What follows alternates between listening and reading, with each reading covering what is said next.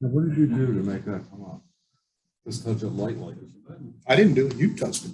I didn't touch anything. I'm here to tell you. We're now recording. You want me to read that one again or no? It's up to you. I'm going to read that one again. Go Schenectady. Schenectady. Learning to be astonished. When asked, where do you get your ideas, the writer Harlan Ellison always answered Schenectady. Ellison was a wise ass, but it's as good an answer as any. Imagine the sunlight in Schenectady bouncing off the savings and loan, prisming into rainbows on the other side of town. The smell of fresh cut grass rising up from the acres of Schenectady in the suburbs on a clear September morning that began chill and ended warmed by the sun. The music of Schenectady, diesel highways and jet fuel skies, breaking glass of burglaries, the gentle rush of just flushed toilets. There's a Schenectady behind every Schenectady. It's the work of our own wise ass, the soul, to answer that familiar question time and time again. Where do you get your ideas? Schenectady. Astonishing Schenectady.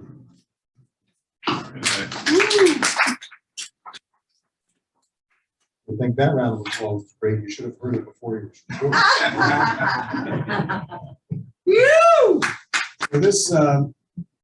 This appeared in the latest Poetry Inc. by Moonstone Press. I recently retired, and I guess this is a poem about retirement. For the birds. My wife laughs, not on, let's try that again, because that is an important word. For the birds. My wife laughs, not kindly, at my fondness for birds at the feeder. To her, it's an old man's habit, the folly of one who won't fill his time with more practical pursuits, mopping floors, painting walls. She doesn't know the birds are like the hypnotist's pocket watch in those old films. Blue jay, starling, time slows down. Cowbird, cardinal, I begin to relax. Sparrow, titmouse, birds and I immortal, if only for this moment.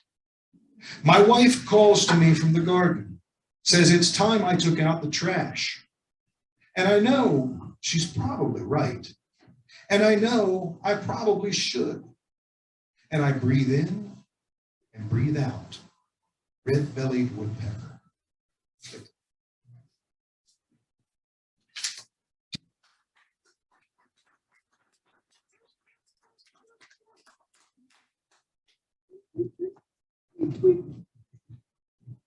So this is a sonnet of sorts. This is from Overtipping the Ferryman. And the inspiration for this poem came from the Book of Useless Information. It said that February 1865 was the only calendar month on record without a full moon. Since then, there have been others. If you want to believe what you read in the Book of Useless Information. Month without a moon. Any night I like, I can rise instead of the moon that has forgotten us. Not a thought of our sad lot, and roam the darkened oblongs of the dunes. Once you said the moon was some pale god who turned away his face to cause the tides. And once you said that, I of course believed that you were mad. Now the ghost crab guides me to the edge where land is not land, sea not sea, and all the sky above is one dark dream. This is the month with no full moon. You were its prophet, and I am standing on the seam between belief and what I know is true. I gave you a diamond. It should have been a pearl. It should have been a stone to hang above the world. A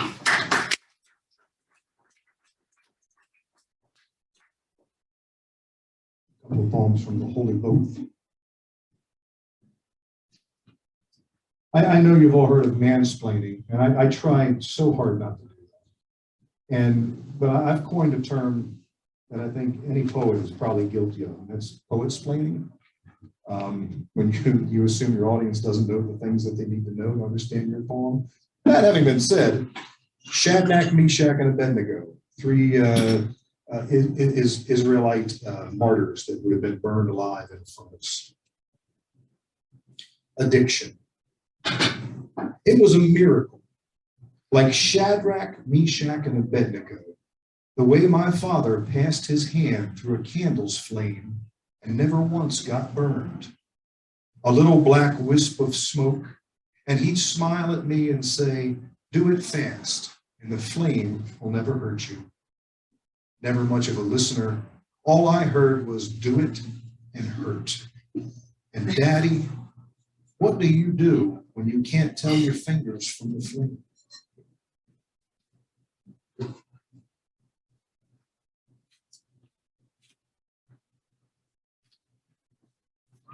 I think I have to explain again. Zeno's paradox, are we familiar with that? I'll probably butcher it if I try to explain it. That's a football player? I think so. He was just traded. Zeno's paradox is that if you fire an arrow at a target and you imagine that it goes halfway to the target and then halfway to the target, theoretically, it will never reach the target.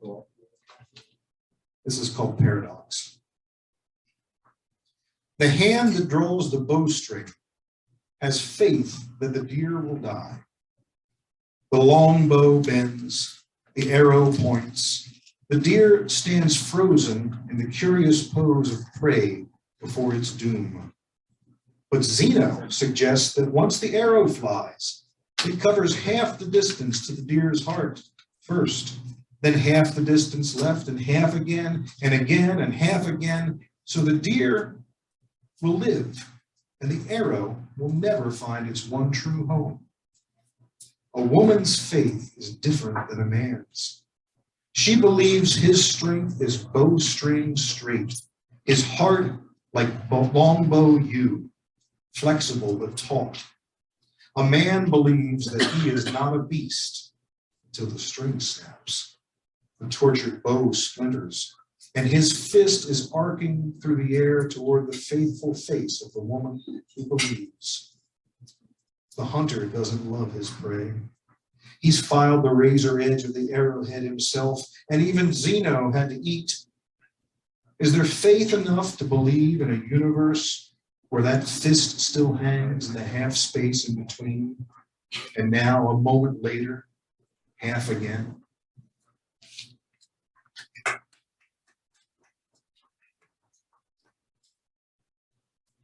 So sometimes at poetry readings, the audience applauds if there's an audience. And thank you all for being here. It's nice to see people. And sometimes there's a sound that people make if it particularly moves them. You know, what's that sound? Ooh, there you go. All right. So, this is called, and the title is also the first line of the poem. The sound we make after poetry is not the sound we make after sex, but it's close. Like the gasp when we plunge into ice cold water, and the gasp that follows news and miracles, or worse. All is solitary, but we hear certain poems and believe we are a part of the society of the stricken heart. The sound we make after poetry always takes us by surprise. A hand reaching up from the grave to stroke the cheek of every newborn child.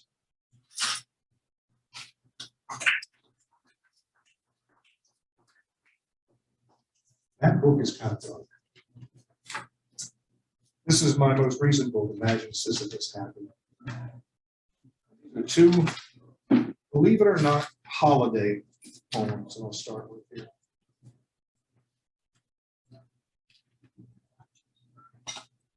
This is called Good Grief. At the high school's winter concert, the frowning old man across the aisle starts bobbing his head and smiles when the band begins to play a Charlie Brown's Christmas. Sweet, a little miracle. But then I see he's not that old. My age, I'd say. And my own foot is tapping too. The band hits the jazzy little piano riff, and my chest opens up like a silver dish. a magician producing a dove. Ta-da! It flaps white wings, and I'm back belly down on the ratty brown carpet of my parents' living room. Our first color TV has only 3 channels, and on one of them, that round-headed sad sack is mourning his pathetic trade. Good grief. Behind me sit my parents. I feel them more than see them. They are alive, and I am young. So many years to go before time strips all greenery from our tree. Linus with his blanket, Schroeder's piano, Lucy selling therapy at 5 cents a pop. The frowning man with a smile on his face closes his eyes, and I know he's in his own childhood's house. It's good, this grief, these wings lifting us both toward the light. Good grief, bless old men as they wander cartoon pasts on the melodies of beautiful children. Grief, be good to young musicians when so many years transpose their keys to minor. Let a white dove light in the saddest of trees. Let us always remember this song.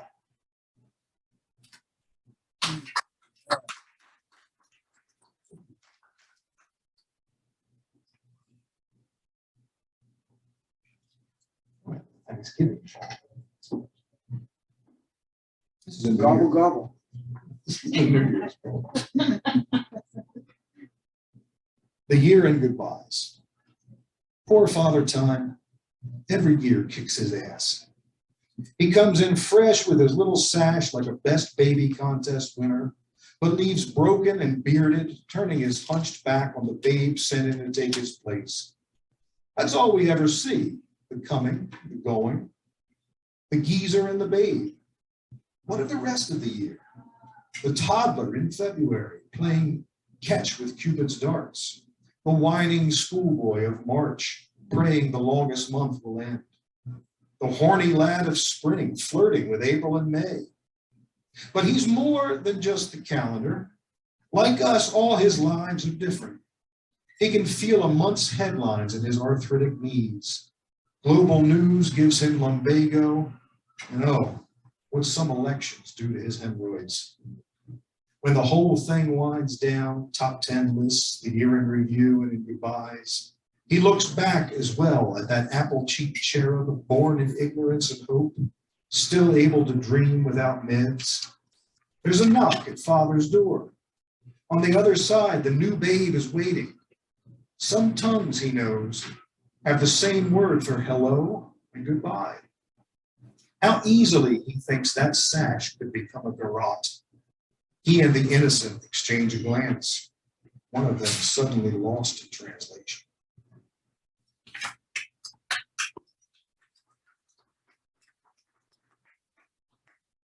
I have 2 more poems, and then I'm going to sing you a song, if that's okay with you. That's great. All right. Well, you'll let me know afterwards.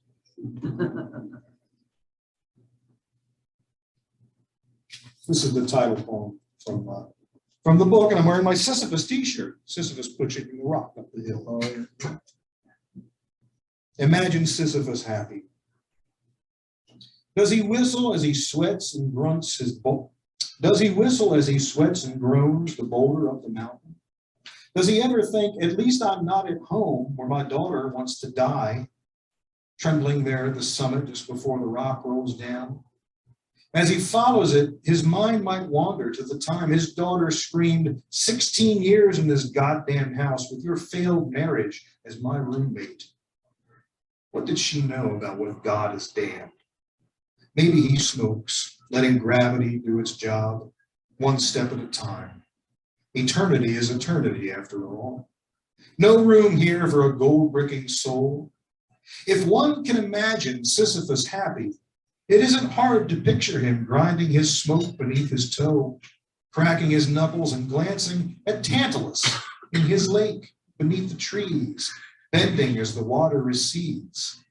And yet, Sisyphus wonders, was that a wink he saw from his damned neighbor when the fruit pulled away out of reach? At least the bastard's in the shade, he thinks, and shrugs his flesh into the stone.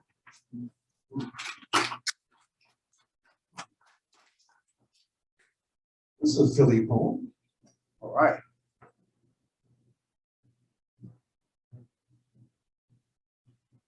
When my niece was studying neuroscience at Temple University. And the first two lines of this poem are absolutely true.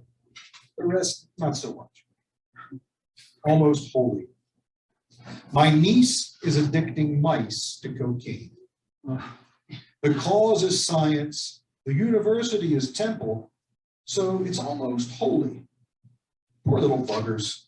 Their tickers get to ticking, and pretty soon they dream that they are rats, that they can fly, that they are rats with wings, pigeons, soaring over mouse and rat, the god of mice, of rats, of birds, until morning when they'll believe that they are dead. And the true God comes in a cloud-like lab coat, the resurrection and the life. I used to dream I was a mouse, but I am only a flea upon a mouse's back. But sometimes the blood is so sweet, I feel I'm the uncle of light, riding bareback and holy through the temple.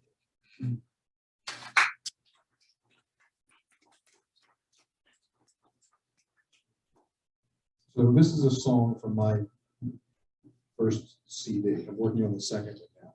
And this is based on another poet named Maria Gillen, that some of you know, who tells all of her students that we all have an imaginary crow that sits on our shoulder and speaks to us in all the voices of the people that say, you're not good enough, you're not smart enough, you're not a good enough poet, you're not a good enough audience member, you're not fast enough, you're not, I know, but can you imagine? And she says you have to ignore that crow and go down into the cave, the deep part inside of yourself where the truth lies. And Maria, like many poets from New Jersey, is from Paterson. So this song is called The Crows of Paterson. Didn't bring my guitar. Really not an acapella song. So hear the voices of the great falls, hear them echo through these urban canyon walls. Native daughters of immigrant sons all feed the crows of Paterson. World women, widows black, carrying their sorrow like feathers on their back. They grieve for husbands, they grieve for sons, and feed the crows of Paterson. Underground, you might be saved, no room for doubt in the darkness of the cave. Underground, where memories grow, silence the crow, silence the crow. In the hell mouth, in the cave, you want to run, but you know you must be brave, 'cause what you're left with, when you are done, won't feed the crows of Paterson. Underground, you might be saved, no room for doubt in the darkness of the cave. Underground, where memories grow, silence the crow, silence the crow. Thank you. Thank you, Zoom. Calls for another puppet. Should have bought the crowd. Yeah. Yeah, I have to admit another person. April Fool. So Harlan Ellison was one of my favorite science fiction writers. I read most of what he wrote. One of his books, besides writing science fiction, he did television reviews for the Los Angeles Underground paper. and out of it came a book he did called Strange Wine. And the introduction, he just tears apart television. Strange wine is your imagination. And no matter how good television is, it stifles your imagination. You should be reading. Can I tell you one more thing about that? Sure. I wrote that poem at a workshop, and I read the workshop, and one of the women said, you know, I had an intimate relationship with Harlan Ellison in the 70s. Was she like,